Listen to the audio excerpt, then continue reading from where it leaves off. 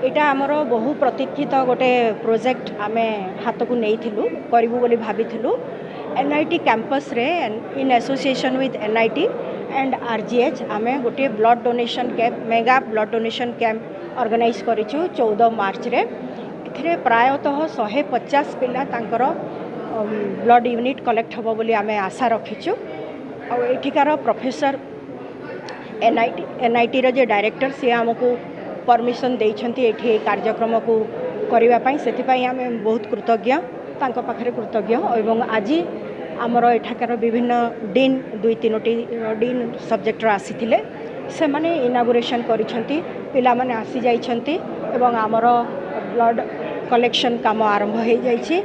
एई महत् कामरे आमे सहयोगी होई एठी किछि करि पारुछु समाज पाई बोली आमे निजको खूब भाग्यवान मन करूछु। आमर क्लब मेंबर्स माने प्रायतः 15 जन क्लब मेंबर्स हमको एथिरे सहाय्य करूछंती।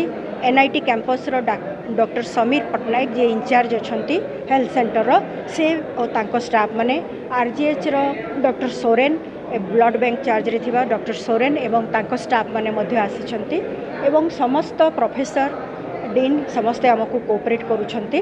गोटे बोंदा रक्त बा गोटे यूनिट रक्त जनकर जीवन बंचाई पारिबो को अवस्था रे कहार काम रे लागिबो आमे जानि नाहु।